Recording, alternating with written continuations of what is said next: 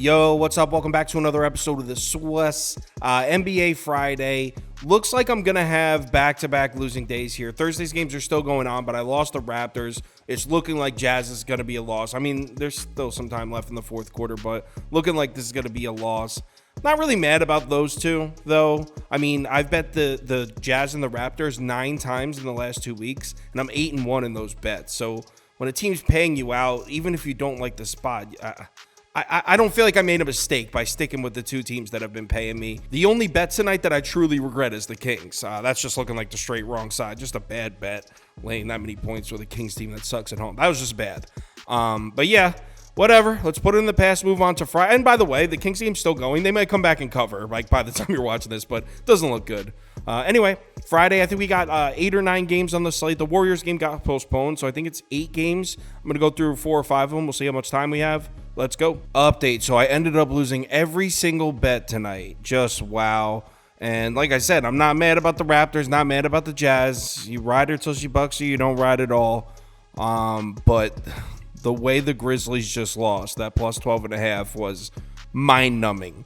Mind-numbing. They were winning the entire game, literally winning the entire game, and somehow got blown out in the fourth quarter. They got beat by 20 points in the fourth quarter to blow a plus 12.5 cover. Just wow. Anyway, let's put it behind. Jesus Christ. Let's put it behind us, man. Let's move on to Friday. Welcome to the Swiss. The Swiss.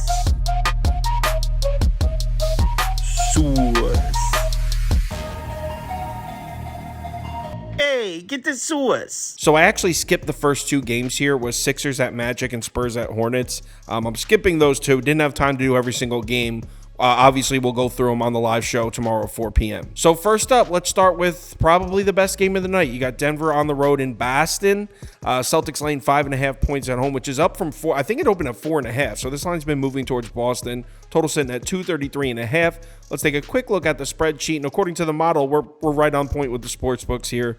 Final score 119-113, which is right on par with both the line and the total. Let's talk injuries. Denver's still missing Strother off the bench. He's been out for a little while now. Other than that, though, they should be at full strength. Aaron Gordon is on the injury report, but he's listed as probable, so obviously most likely plays. No injuries at all on the Boston side, though. Kristaps Porzingis, Drew Holiday, and Derek White were all listed as questionable for the last 2 games. Not anymore. No injury designations at all here. So let's match these 2 teams up on the court, and we'll start with the Celtics numbers at home because this is just crazy. Celtics have not lost a game in Boston all season. A perfect 20-0 at home, 13-7 against the spread. That's the 6th most profitable home team in the NBA this year. And they're matched up against a Denver Nuggets team that has not been paying out on the road. Just 7-14 against the spread on the road. That's the 29th most profitable team in the NBA on the road this year. Only the Atlanta Hawks are worse. So right off the bat, we got arguably the best home team in the NBA at home against one of the least profitable road teams in the NBA with a pretty short line. I mean, 5.5 is not that bad. So unless we find some crazy mismatches here in the numbers, we have to take Boston. And when we start diving into the numbers, it really doesn't get any better for Denver here. Boston has definitely been the better team recently, and it's kind of not close. Celtics have been elite across the board. Denver's defense just 20th in overall efficiency in the last 10 games compared to 3rd for Boston. And if you're wondering, well, Kyle, these are just the numbers from the last 10 games. Maybe the Celtics have played a really easy schedule. No. In the last 10 games, Boston is 10th in strength of schedule. Denver is 21st. So the Celtics are putting up more efficient numbers against a stronger schedule recently. And speaking of the Nuggets defense, a couple numbers are really alarming here. Denver towards the back of the NBA in both forced turnover rate and free throw rate, 2 categories where the Celtics have been elite. So the Celtics should maximize the amount of possessions. There shouldn't be many turnovers here, and they should get plenty of trips to the free throw line too. Celtics should also be able to take the Nuggets out of their comfort zone by pushing the pace, getting out in transition, something they're good at, and something the Denver's defense has struggled with. I just really don't like this matchup for the Nuggets. Got to play the Celtics here. Boston -5.5. Next game. Atlanta Hawks on the road in Miami here. Heat are laying 6.5 points at home. The total sitting at 228.5. Let's take a quick look at the spread sheet. And according to the model, we're going to see a close one here. Final score 113-111 in favor of Miami. Let's talk injuries, and we got a big one on the Atlanta side. Hawks may be without Trae Young in this game. He got hurt towards the end of that Orlando game. I was watching it. He actually finished the game, but he went down weird and he was limping for a little bit. Like I said, he did finish the game, but Trae Young listed as questionable, and DeAndre Hunter and Wesley Matthews are both still out for Atlanta. On the Miami side, things are looking much better for the Heat. I mean, they've been dealing with injuries all season, and they're most likely still without Jaime Jaquez, which is huge because he's been really good, but Jimmy Butler's back, Tyler Hero's back, Kevin Love may even be back. He's listed as questionable. Not sure how much that moves the needle for me, but Kevin Love may be back as well. So let's match these two teams up on the court, and I can tell you right off the bat, looking at this game, this is a spot I like to fade the Miami Heat. First of all, they're at home. They're just 8-11 against the spread at home this season, the 22nd most profitable team in the NBA at home. So this is a bottom 10 team at home against the spread this year, and they were 28th last year. So Miami has not protected their home court well. And not only are we getting the Heat at home, we're getting the Heat as a pretty heavy favorite here where they've also struggled. Miami just 2-7 against the spread this year when favored by more than 4 points. So two spots I like to fade the Heat. We're getting them both here. I'm a little bit nervous though, and as I should be, because number one, you got Miami coming off a really ugly loss to the Raps the other night. That was on Wednesday night. They got their asses beat by the Raptors. And we're talking about betting the Atlanta Hawks. And whenever you're talking about betting the Atlanta Hawks, you should be a little bit concerned. Betting Atlanta has been terrifying this year, 10-30 against the spread, by far the least profitable team in the NBA. And then you add on the fact that one of the things the Hawks have been doing really well recently is getting to the free throw line. Miami's been excellent at keeping opponents off the foul line, so it's really tough to get to the Hawks here. I will not bet the Heat at this number. I'm definitely not on Miami, but I don't know if I can pull the trigger on Atlanta either. So I'll say Atlanta plus 6.5 for pass for now. Next game. Suns are on the road in New Orleans to play the Pelicans. Pelicans are laying 2.5 points at home here, and the total sitting at 235.5. Let's take a quick look at the spreadsheet, and according to the model, we're looking at a pretty comfortable Pelicans win here, 121-112 New Orleans. No injury designations for either team in this one right now. As I'm recording this, I'm looking at the injury report, looking like both of these squads at full strength. As far as betting this game, I mean, this line is making it really difficult. How are the Pelicans only laying 2.5 points at home to the Suns? I mean, in case you haven't been following the Phoenix Suns this year, they've been struggling, to put it delicately.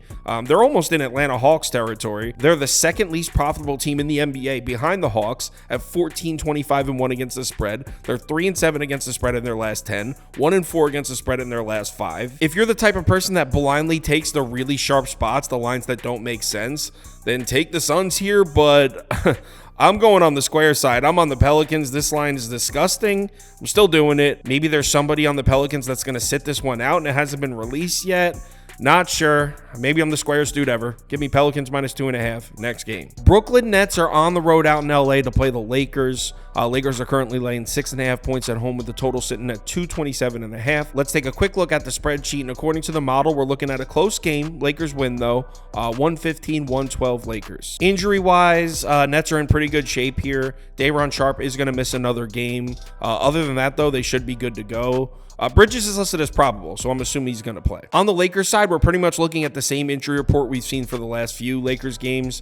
They're still missing Cam Reddish, and they're still missing Gabe Vincent. Other than that, you got Anthony Davis listed as probable and LeBron James listed as questionable. But again, that doesn't mean anything. He's been listed as questionable in every single game. So let's match these two teams up. And in case you haven't heard, the Brooklyn Nets have been basically an auto fade for a while now.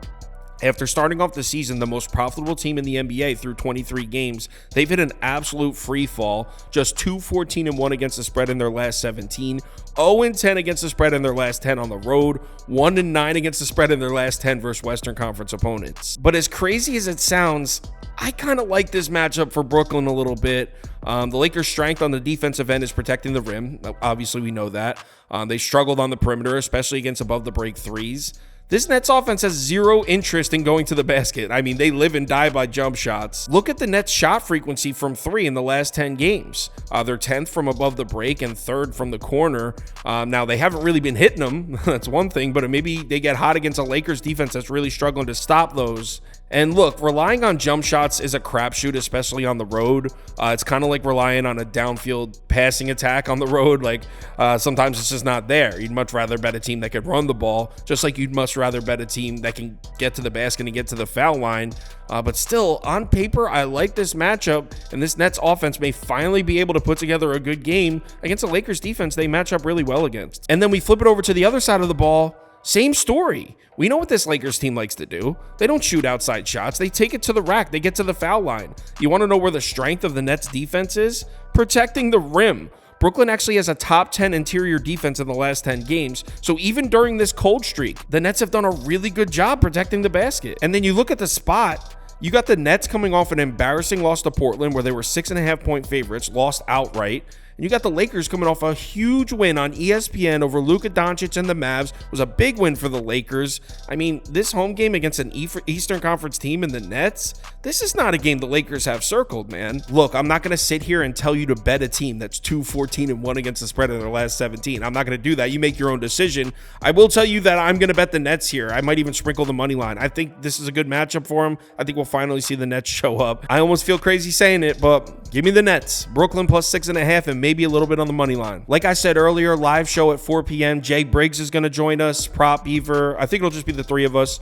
That's at 4 p.m. We'll go through every single game like we always do. We'll do the community parlay, all that. If you can make it, would love to see you in the comments. NBA Friday night. Let's have ourselves a good one. Remember to bet responsibly. Oh, and if you want to join the Discord and see the top bets and all that, that's on KyleKirms.com. The information's right there on the homepage.